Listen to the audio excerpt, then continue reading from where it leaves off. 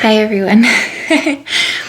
It's been a little bit since my last video, but I've had an idea that's just been spinning around in circles in my mind, and instead of writing it down, I'm just gonna throw it out there to you guys. If you're new here, I make videos based off of situations and concepts and ideas that are related to spirituality, that are related to psychology, that are related to interpersonal connections.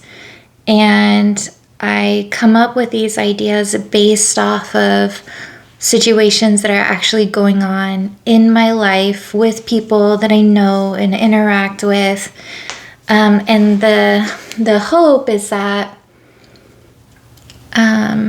it can be helpful. And so let's just jump in. So today's video, I thought could be just a quick check-in for you to really be able to gauge where you're at and check in on maybe some of your blind spots. So you can watch this video and then you can go out into the world, go into your own social groups, go into your workplace, into your school, wherever your life takes you. And then you can have these ideas in your head and you can actually gauge where someone's at or where you're at in a very real way. And so the topic is boundaries. But it's just a quick boundaries check-in. And then, so when we talk about boundaries, there's so many different ways to describe it. And there's a lot of videos out there, but I like to think of boundaries in the simplest form as your right to autonomy and someone else's right to autonomy. So everyone has a right to self-govern and to be able to make decisions for their own best interests.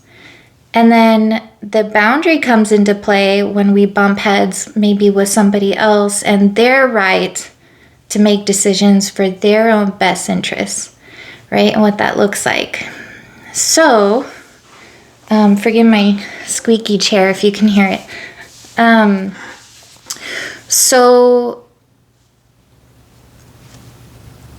how that might look when we're out and about is when we're bumping up into someone else's boundary, like say you need someone to come and work for you in a month and you feel like they should be able to do it. They don't have anything going on. They're just a single person.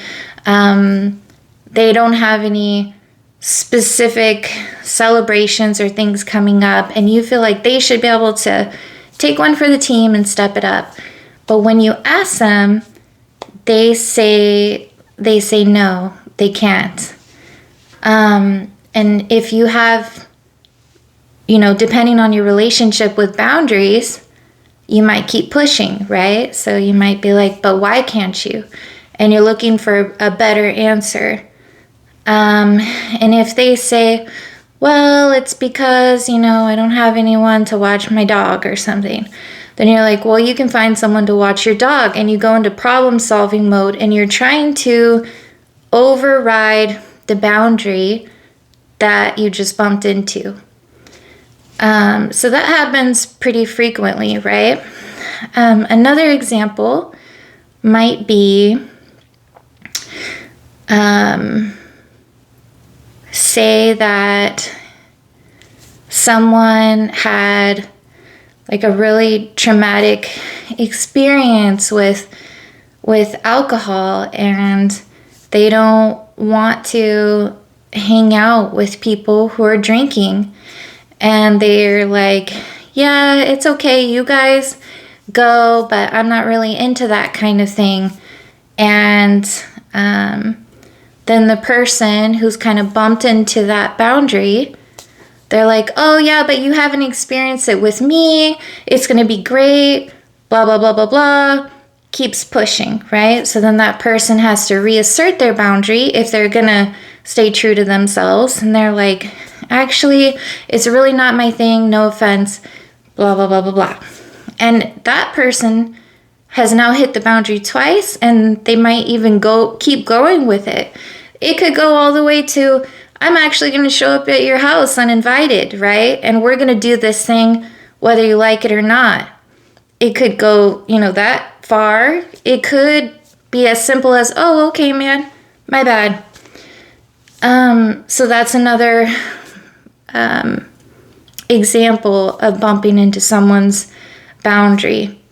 It could be someone's like, hey, I'm really not comfortable driving at night or something.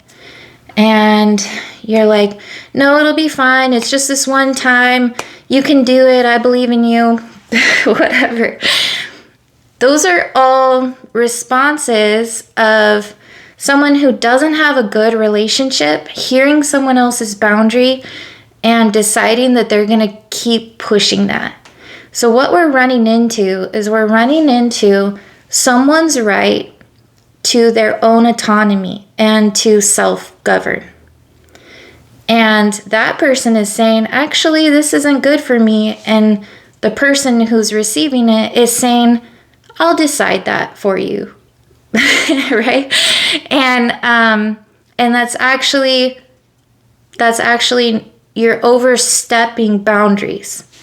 And you can kind of see how healthy you are by how far you'll push someone's right to self-govern, their autonomy.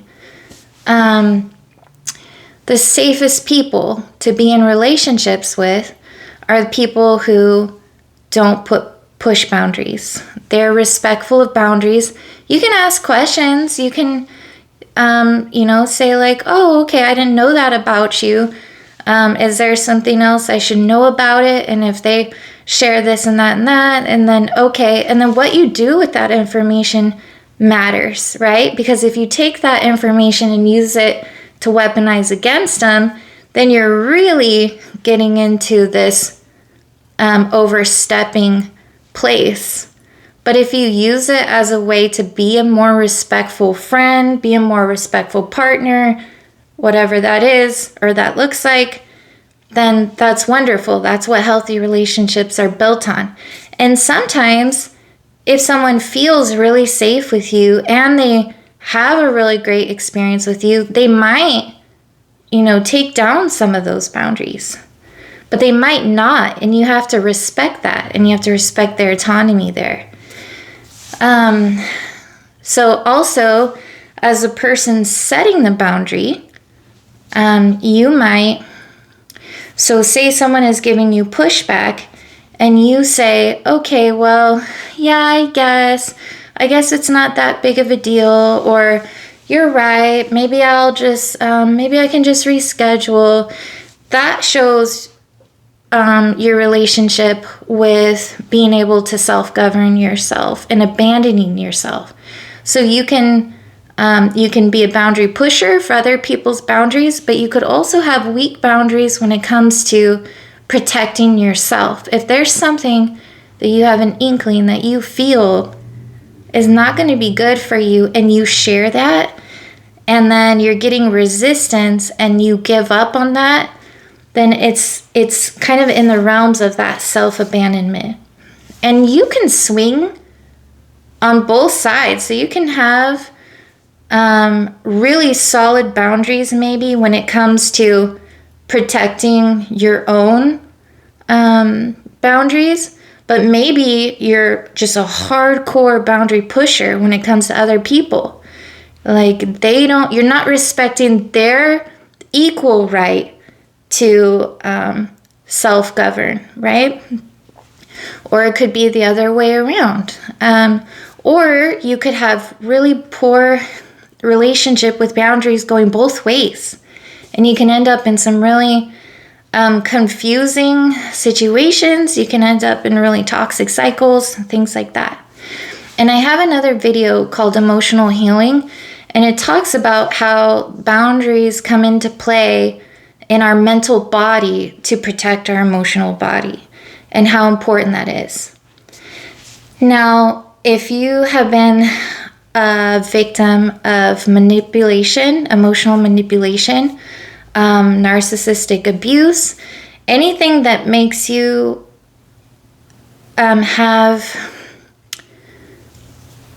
issues with your self-esteem, your self-confidence, saying, I have a right to self-govern, I have a right to autonomy, might be really challenging. There might be a relationship just with that belief that needs to be addressed. Or if you're on the other hand and you feel like I should have a right to other people's autonomy, that also needs to be looked at. So there's an entitlement thing going on there. And when you start going really far into the boundary pusher lane, you're getting closer into that realm of like the narcissistic traits. And you can actually gauge pretty well how your mental body is doing with how your relationship to boundaries are. Another thing that you can look out for as you're just being intentional and going through your day is, do my thoughts and my words and my actions line up? Are they congruent? Right? And if they're not, that might be a little blind spot check that you can look into to help yourself. All of this is not to shame yourself. It's to help yourself recognize areas where some healing can happen, maybe some growth, or maybe it's just an awareness that you're not even aware of that it's happening. But these are just little checks that you can look at as you go throughout your day to see, where are you kind of on this spectrum? Is it your natural response to push when someone puts a boundary up? Why is that? So let's get curious about that. And that's where the deeper exploration happens. Is it because you feel like you need to have that feeling of control? It makes you feel safer. And then we need to look at other ways that we can address that are within your lane, within your realm to do. Do you not feel safe saying no to people? Why is that? It could be as simple as you're surrounded by sharks, right? And maybe we need to get you out of the shark tank. So it could be as simple as that, but it could also be that there are some bad habits there, or there's a difficult relationship with boundaries.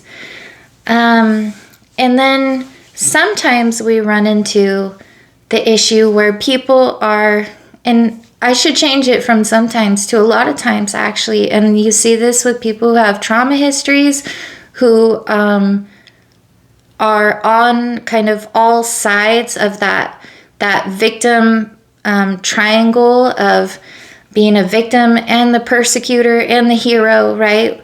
If they find themselves in that cycle a lot, you'll find that sometimes those individuals are using their right to self-govern, their right to autonomy, and to establish boundaries as a way to actively harm themselves.